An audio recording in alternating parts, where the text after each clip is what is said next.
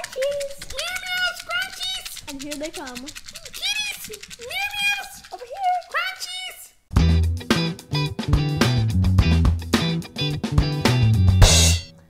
What are we doing today? Today we'll be showing all the animals we have. We're showing all our animals, right? Yes. Okay, so let's take a look. So here is our 38-gallon planted aquarium. Now this aquarium has seen better days. This is going to be an exciting project for us to redo this. But Zosia, why don't you point out some of what we have living in here? We have some cardinal tetras right here. That's right, and those are all captive bred cardinal tetras, which are actually fairly unusual in the hobby. But they're great because A, you don't have to take anything from the wild, right?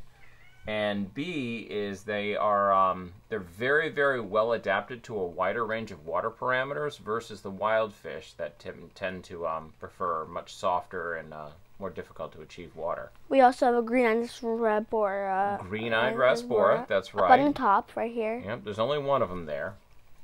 Yes, and these other ones, I don't know what they are. What are they? Those are sometimes called X-ray tetras, but they're Prastilla tetras. Prastilla tetras. Yep, and they have been healthy little guys, actually. Yes. Those have been great. Now, do you know what the plant right here is called? No. What is it? That is a Nubius nana petite. And then, of course, you see a red cherry shrimp right underneath it. Yes, we have lots of these on the bottom, too. Lots and lots and lots of red cherry shrimp. Yes. Constantly working, eating biofilm and little bits of algae and stuff like that. And, of course, this is some S. repens. Yes, I know. You probably won't be able to see, but underneath this branch is Penelope, our... Oh, yes. What kind of fish is Penelope? Do you remember? She is a... Plecostomus. Yep, she's a an albino bristlenose plecostomus, Yeah, and we'll get some footage if she decides to come out here. Yes, we probably will. You might see here, this is Penelope, our plecostomus. On the last part we showed you that we couldn't see her really well, but this is a close-up look of her, and she is a plecostomus albino. She's a bristlenose plecostomus, right? Yes. And we're pretty sure she's female based on the fact that she's about 3.5 inches long now. And the bristles on the end of her nose are relatively minor, which is typical of the females. The males typically get much more pronounced bristles on their nose. But she is easily our favorite fish. Yes. Actually, we had a plecostomus before this named Plecky. And he... passed away, but he had lots of bristles, and we thought he was a male. That's exactly right. Okay, this is the next thing we're showing is the dart frog terrarium. Soon to have dart frogs in November. So excited. And right here, we have the background that used to be for our anoles, one has passed away recently, and the other one passed away 2 years ago.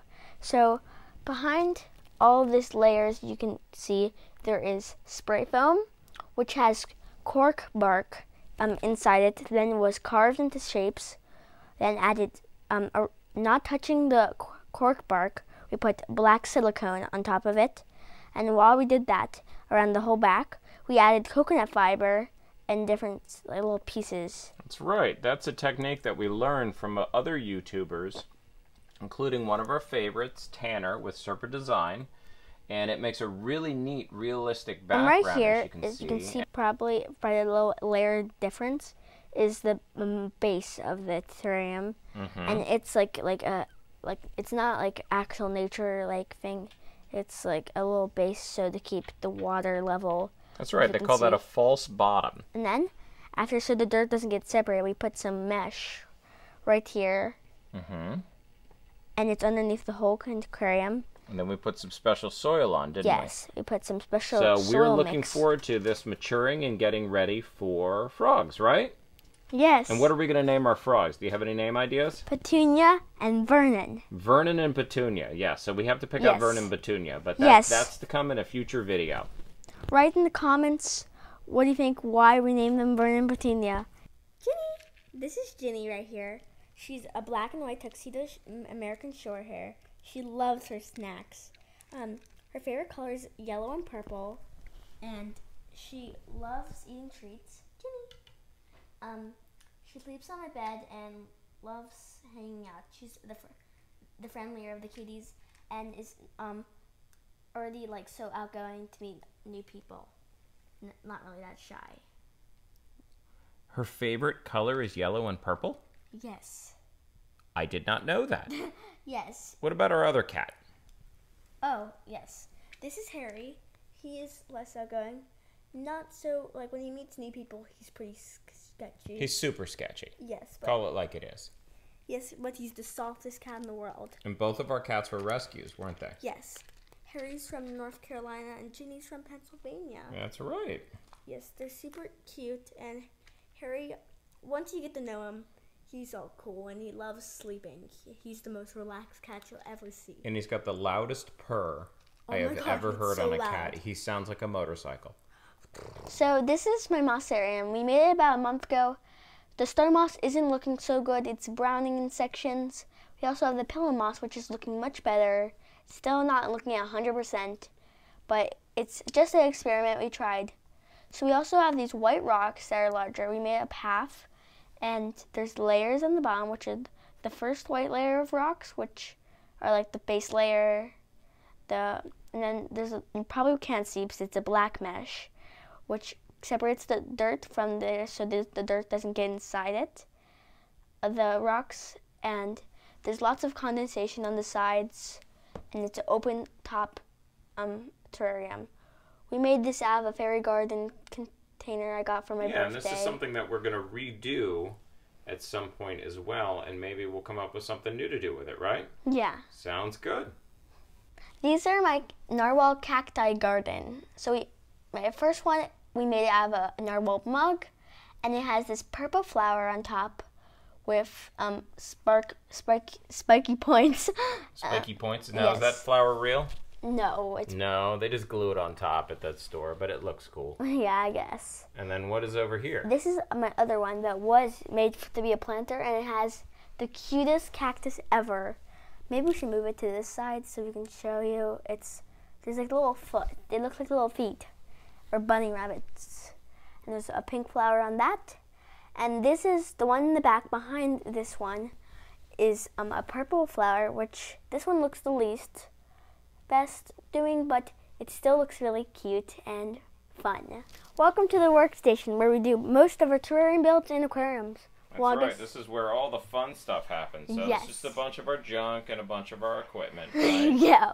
So it's nothing special, just some basic stuff. But here, why don't we go across here? So we've got a couple of bins that we use for... They're not labeled, so you can explain what's inside them. Sure. I mean, these are spare aquarium parts and pumps and things that you accumulate as you get through the hobby. You can see pieces of the old CO2 generator in there that we're going to put back together.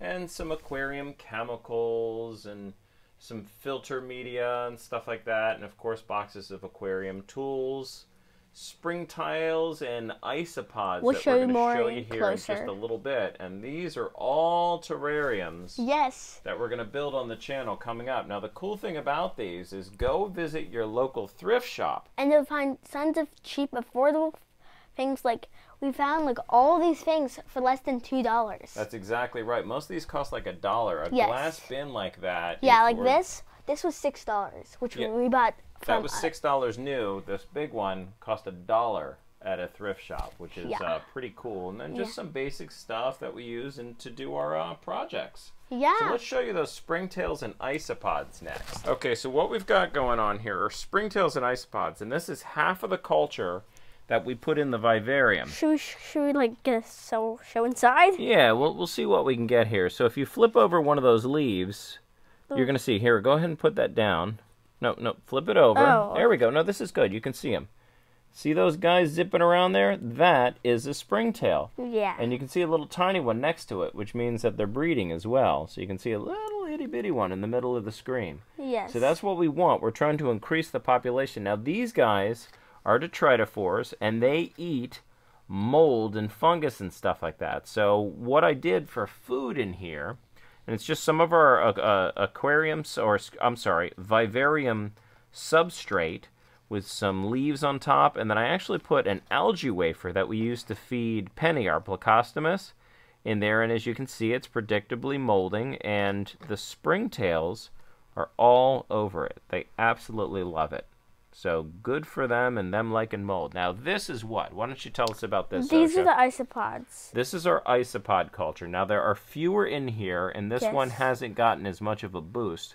You can see we just put an apple core and some plant materials, and hopefully see if you can find one in another 2 to 3 weeks that we're going to have a few more if they're breeding in here. Yes. And that's if not, we'll just buy more and add to it. Exactly. We can just add to this culture. But the nice thing about this is I don't see any. Not only keep the vivarium clean, and they can also work in terrariums as well. So there you have it. That is the review of everything we have going on now. Now, as you can see, we have lots of projects coming up, don't we? Yes. Why don't you tell everybody about some of the projects that we want to do? Well, definitely we're going to build the aquarium rack and terrarium rack so we can have like a whole display of them. So that's coming up soon. We're going to build a very easy, very strong rack that can hold multiple aquariums and terrariums very easily.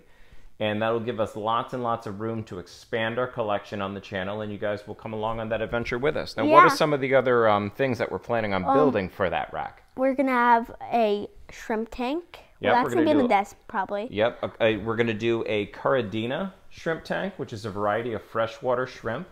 And hopefully get those guys breeding, and that'll be cool. And we'll do an aquascape for that. And what else are we going to do? A saltwater. We're going to do a saltwater. So I used to do saltwater many, many years ago. And as we returned to this hobby together with my kid over here, is that we've started looking at it again, and the hobby's come a long way. But one important thing we want to show is make sure that we're showing a low-tech, easy-to-maintain saltwater aquarium. Yes. It doesn't have to be scary. And we're going to talk all about the science behind it and what happens, and it should be really, really awesome. It will be awesome. It's going to be awesome. So stay tuned, and what do you tell everybody? Like, subscribe, and put on post notifications. All right. We'll see you next time. Bye-bye.